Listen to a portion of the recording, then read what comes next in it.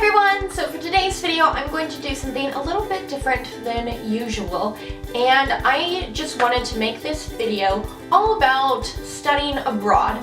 So I've mentioned a few times on this channel, and obviously my second channel is nothing but my vlogs being in Australia, and on my blog I've mentioned it a few times, but for the past 5 months I have been studying abroad in Australia. I just got back to the States about 2.5-3 weeks ago.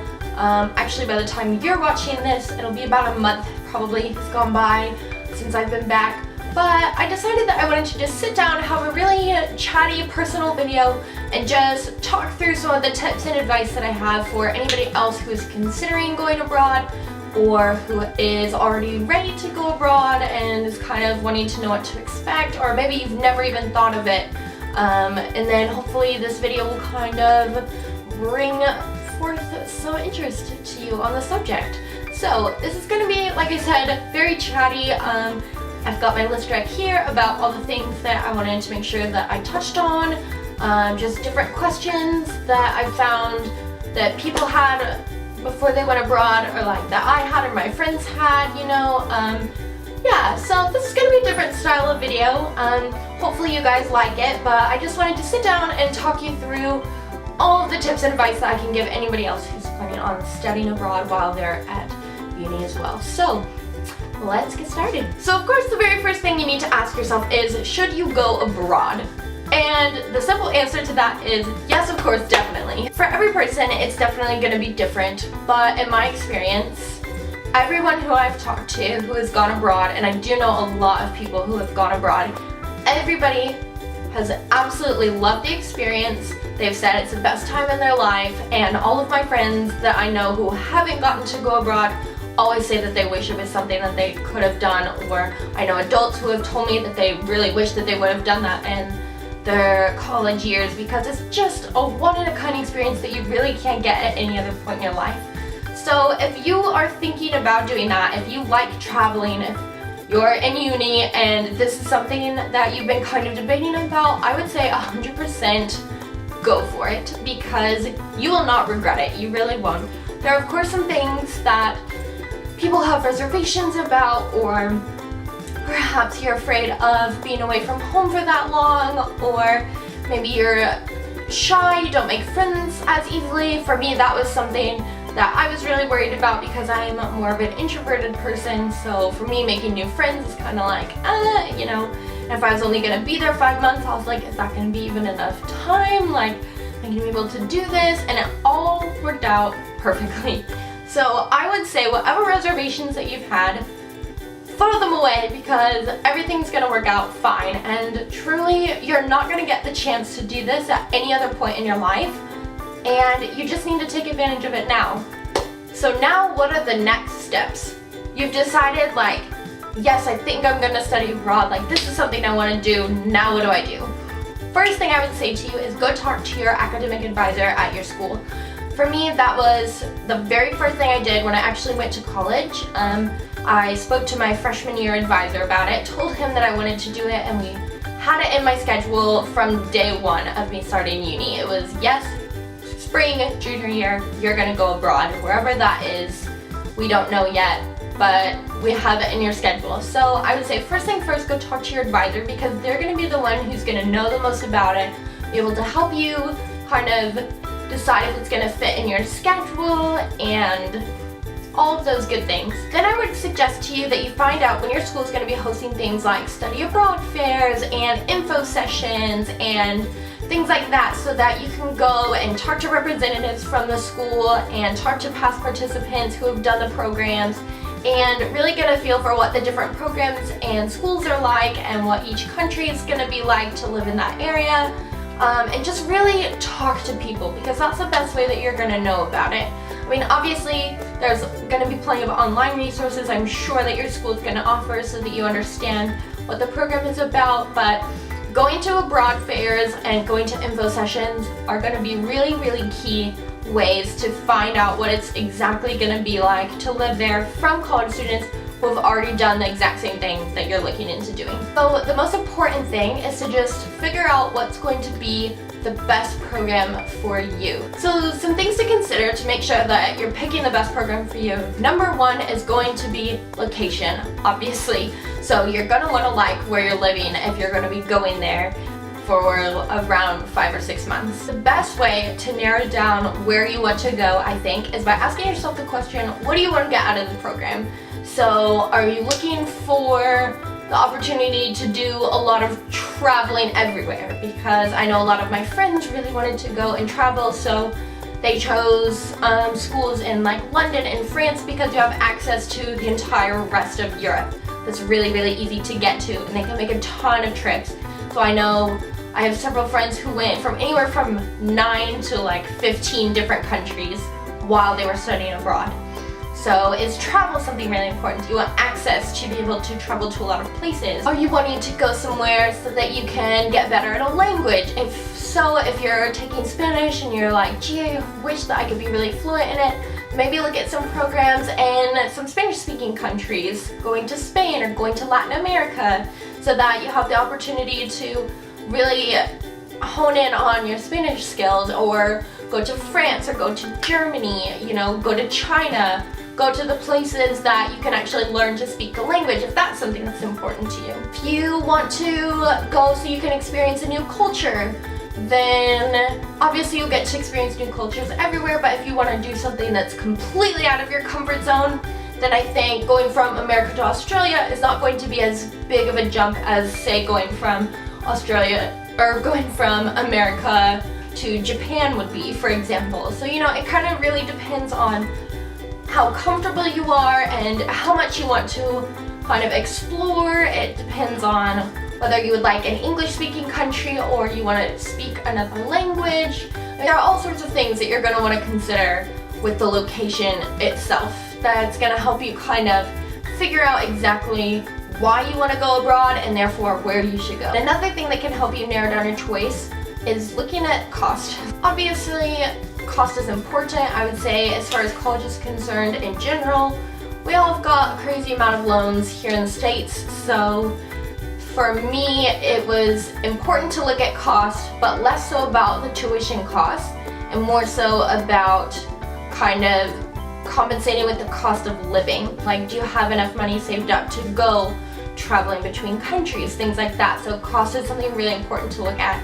Not just the cost of the program, but the cost of doing everything that you want to do in your program country. So with Australia, things are more expensive in Australia, but our dollar is stronger, so it kind of evened out a little bit more.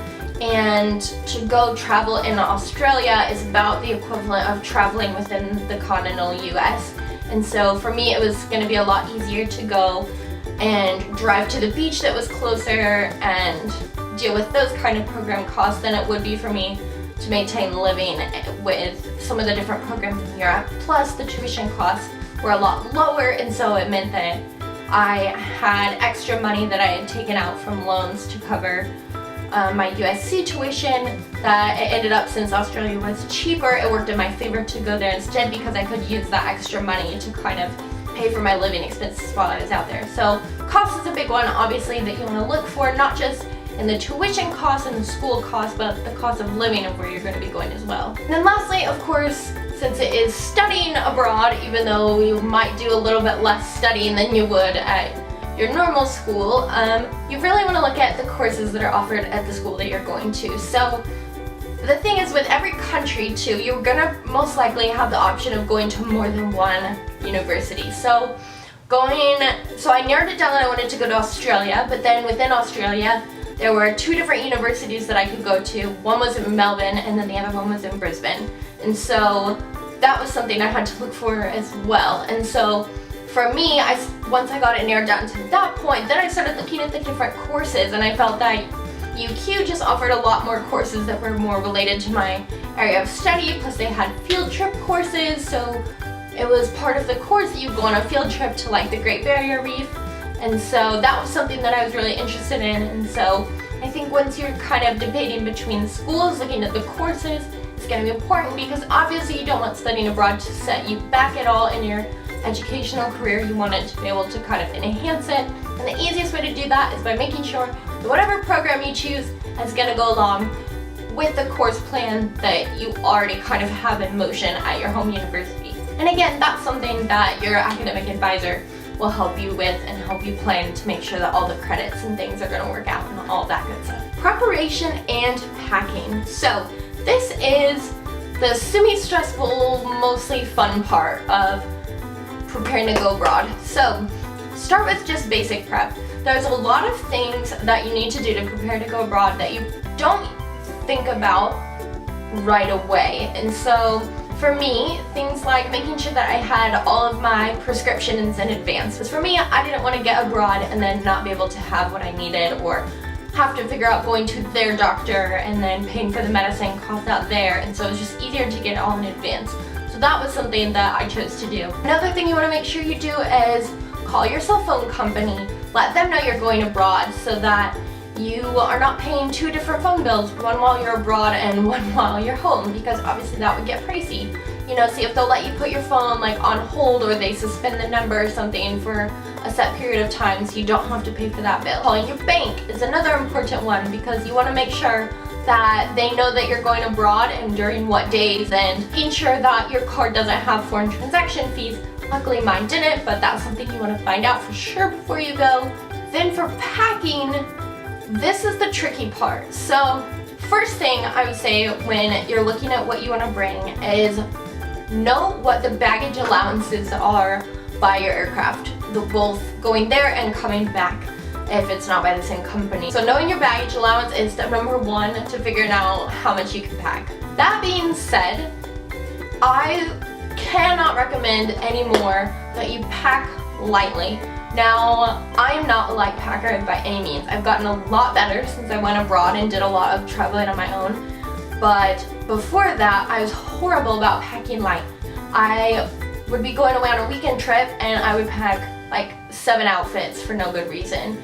And that's the kind of thing you really can't do when you're going abroad. So I would suggest bringing obviously lots of underwear, lots of socks, lots of bras, things like that. But as far as other things go, bring the bare minimum and plan it in advance. I would suggest setting out your bed, like making your bed, making it all nice and neat, and then literally laying out your clothes on your bed and figuring out ways in which you can mix and match them and put things together. I would say forget those items that are more specific on what you can wear with them and bring things that are more interchangeable. So like basic white v-necks and black v-necks, you know, things that you can make look different with jewelry or a scarf or smaller accessories. Shoes is another one where it's really easy to go overboard, but I would say you can probably get by with 4 pairs of shoes. A pair of gym shoes, a pair of sandals, a pair of boots, and a pair of nice shoes for like going out. That's it.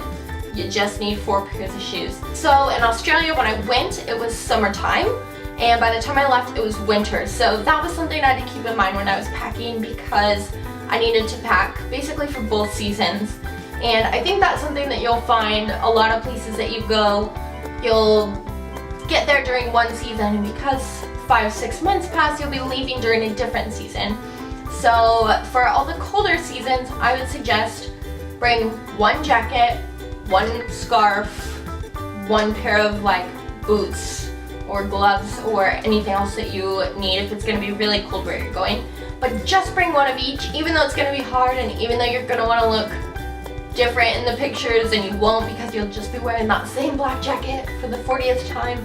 It's okay. No one's going to care. They're going to be so preoccupied by all the amazing things you'll be doing that they're not going to notice that that's the same jacket in the other photo. Leave that room in your suitcase for more important things. Because like when you get there, you're gonna want to go shopping. I did a lot of shopping. You're gonna want to bring stuff back. You're gonna want to bring souvenirs back. And you're gonna need to have that extra luggage space. And it is so expensive to ship things overseas. So that is not something I would count on. So I would stress how important it is to pack lightly. If I could do it again, I definitely would have brought like half the clothes and things that I did. Also, bring a power strip. It helps tremendously. So basically, you know, you'll probably have your phone, you'll have your laptop, you might have like an iPod, just whatever random electronics that you bring with you, right? But sometimes those adapters can be expensive and then you have to plug in like 3 of them into the walls, 1 for each of your devices, and that can get really annoying. And so if you bring a power strip from home, then you just need 1 adapter. You plug your power strip into the adapter, and now you have like 6 different outlets that you can plug all your stuff in without having to plug them each into an individual adapter. So I wish I had known that before I went, because I did the first way, which was really annoying. Or sometimes I could only charge things 1 at a time, also annoying. So bring a power strip. That is, if you get one thing from this video, bring a power strip, because that will save you later. Also, make sure that before you go, you make copies of important documents, copies of your visa, of your driver's license, of your passport, of your insurance cards, all of those things, and then keep them in separate places, like 1 in your purse, 1 in your luggage, 1 in your carry-on. That way, in case anything gets lost, you know, you've got extras, so that you're not detained somewhere in an airport because they can't verify your identity or something crazy happened, you know. Just in case, it's just best to have extra copies. I ended up not needing mine, but I guarantee you that if I didn't have them, I would have needed it, because it's Murphy's Law, that's just how it goes. How to make the most of your trip. This is probably the most important thing. So you spent all this time preparing, you spent all this time choosing the program, now you're here and it's kind of like, okay, how do I make sure I'm getting the most out of my experience? I would say the #1 thing you can do that is going to help your entire experience while you're abroad is to just say yes. When you are abroad, you're going to get offered to do things that you've never done before, things that you are out of your comfort zone, just all sorts of crazy things that are going to happen because you'll be in a new culture, in a new place with new people. And I would say the best thing that you can do is just jump in head first. And that is a really scary thing to do, and I am generally not the person to kind of take that kind of advice. I'm like, that's okay, I'd rather like dip my toe in first because I'm not sure about this. But when you go abroad, you really do just have to go all in and just commit to the whole experience. There are going to be things that you don't like just as much as there will be things that you really like, and the thing is, the only way you're going to figure that out is by just saying yes and trying new things and trying everything. There will be new foods that you're like, I don't know about that, and it'll end up tasting amazing, you know, but there's no way for you to know that if you kind of hold back. So if you're gonna go for the experience, you bother to buy all the plane ticket to go all the way out there, just go for it. That's the best thing you can do. And I mean, the worst thing that happens is, so maybe you didn't enjoy an activity, or maybe that was the worst tasting food you've ever eaten in your whole life, you know? But at least you can say that you've tried it, because otherwise you'll be stuck living your whole life wondering what if, and that's a horrible place to be. Say yes to joining new clubs, say yes to going to events, say yes to going out with new people, and that doesn't always mean going out and partying, but just going to the movies with them, or going to the park, going to study with them, just saying yes to those kinds of things. Like, commit yourself, even if no one's gonna go with you, commit yourself to just showing up and going anyway, because I know that for myself and for a lot of my friends, those have been some of the best times of my study abroad experiences, when I didn't know anybody in advance and I chose to go anyway, and I ended up having an amazing time. And if I would have held back or been like, well, I don't know anybody, or like, I'm not sure about this, or this is out of my comfort zone, if I would have held on to those things, then I would have really missed out. And so that's the best thing you can do for yourself while you're abroad, is to just say yes, just put yourself out there, realize it's going to be scary, but there's going to be a lot of other people that are in your shoes too. A lot of other people will be scared, and that I can guarantee you, and that's what you can count on, is that you're gonna meet other people there who don't know anybody, or other people who are feeling the same way you are, and you guys can connect, and you can make really, really awesome friendships like that. Okay, I've been rambling for a really long time now, so I'm going to go ahead and end this video here. I covered everything that I wanted to say, so I really hope that this was helpful to you. I hope that if you are considering to go abroad, or if you already are going abroad and were kind of hesitant about some of the things, that this video maybe helped clear some of those things up for you, and I hope that it helps at least just one of you to have some good tips and advice on your experience going abroad, or choosing whether or not going abroad is right for you. And I would love to hear any more questions that you have in the comments, or any thoughts that you had, any concerns about studying abroad, or if you've already gone. I would love to know about your experiences if you leave the comments below. If you want to know a little bit more about my experience,